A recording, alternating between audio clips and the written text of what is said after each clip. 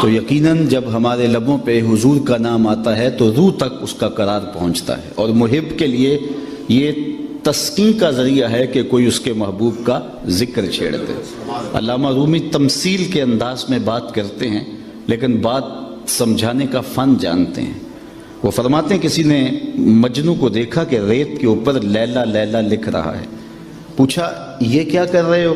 گفت مشق نام لیلا می کنم، خاطر خود را تسلی می دہم۔ کہنے لگا اپنے محبوب کا نام لکھ لکھ کے دکھی دل کو قرار دے رہا ہوں۔ رومی نتیجہ نکالتے ہیں اگر لیلا کا نام مجنو کو تسکین دیتا ہے تو کیا حضور کا نام امتی کو تسکین نہیں دیتا؟ ٹھنڈ پڑ جاتی ہے سینوں میں جب کسی کے لبوں پہ اس نام کا چراغاں ہو۔ یہ ہم جو محافل میلاد منعقد کرتے ہیں مختلف ناموں سے، تو ایک تو اپنے ذوق کی آبیاری کے لیے اور اپنے قلب کی تسکین کے لیے ہم ان کا انعقاد کرتے ہیں، اور دوسری بات یہ ہے کہ یہ ہمارے ذمے ہے کہ ہم حضور کی مدح کریں۔ الصارم المسلول کے اندر ابن تیمیہ نے بھی یہ بات لکھی ہے کہ حضور کی مدح کا قیام دین کا قیام ہے، اور اگر کسی سے یہ فریضہ رہ گیا تو اس سے دین کا ایک اہم رکن رہ گیا۔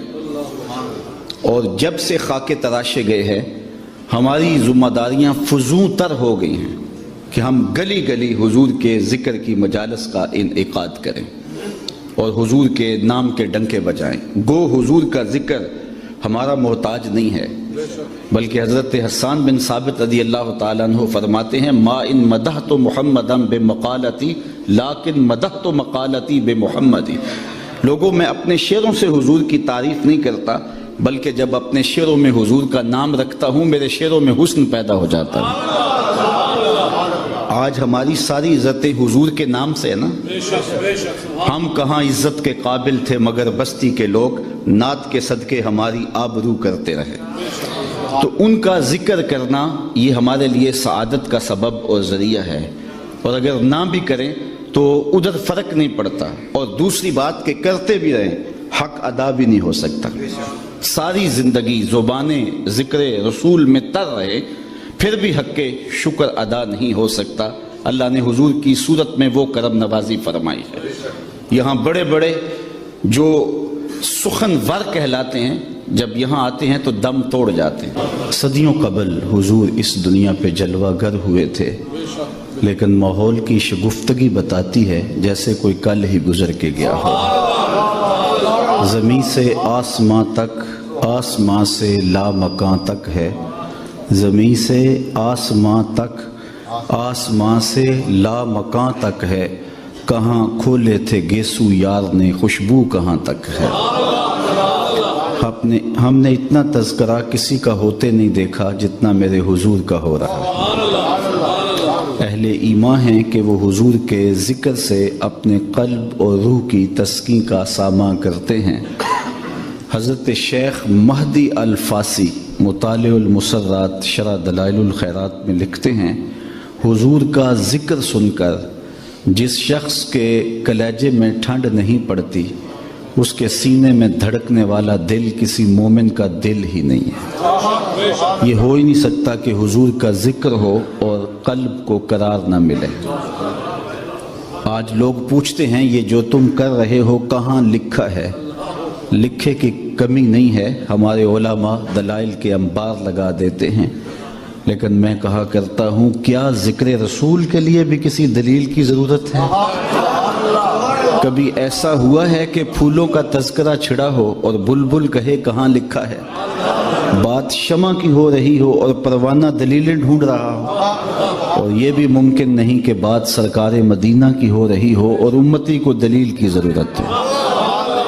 محب کے لیے اس سے بڑا سرمایہ کوئی نہیں کہ کوئی اس کے محبوب کا ذکر چھیڑ دے۔ عید ذکر نعمان لنا فإن ذکرہ هو المسک ما کررتہ یتزوع۔ امام شافعی کہتے ہیں میرے ممدوح کی باتیں چھیڑو، میرے محبوب کا ذکر کرو، ان کا تذکرہ ایسی کستوری ہے تم جو سے چھیڑتے جاؤ گے خوشبو پھیلتی چلی جائے گی۔ مطرب سے کہو کہ چھیڑے ذرا اس جان تمنا کا قصہ، मुतरिब से कहो कि छेड़े ज़रा उस जाने तमन्ना का किस्सा, फुरकत के भयानक लम्हों में कुछ दिल को सहारा हो जाए। तो यकीनन अहले ईमान के लिए हुजूर का ज़िक्र क़ल्ब की, अगर ये मेहरबानी फरमाएं तो अपना अपना मिजाज होता है। वो इकबाल ने कहा था, नज़ारे के लिए जुम्बश मिजगा भी बार है, नरगिस की आंख से तुझे देखा करे कोई। मैं ज़रा रूहानी तौर पे कमज़ोर हूँ और ये बरसते नोट मेरी तबीयत को उलझा देते हैं। मैं सिर्फ़ आपकी तवज्जो चाहूँगा, असर करे न करे सुन तो ले मेरी फरियाद, नहीं है दाद का तालिब ये बंदाए आज़ाद। बात कर रहा था कि मुहिब के लिए तज़किरा महबूब क़ल्ब और रूह की तस्की का सामा होता है, और जब किसी के लबों पे इस नाम का चराग़ां हो तो रूह तक ठंड उतरती है। मेरे शहर का एक पंजाबी शायर है डॉक्टर इसहाक, उसका मुझे एक शेर याद आया। वो कहता है, तेनू सीने दी मैं ठंड आखां, तेनू सीने दी मैं ठंड आखां, शहद गुलाब ते खंड आखां। और ये अनवर मसूद साहब हैं तो मज़ाहिया शायर, लेकिन जब नात लिखने पे आए तो कलम तोड़ दिए। उनका नाम लबों पर आए, मीठा मीठा मुंह हो जाए, उनके बोल बहारों जैसे और असहाब सितारों जैसे, उनसा प्यारा और न कोई, उनसे बिछड़ के लकड़ी रोई, जब वो सैर को जाया करते सर पे बादल साया करते।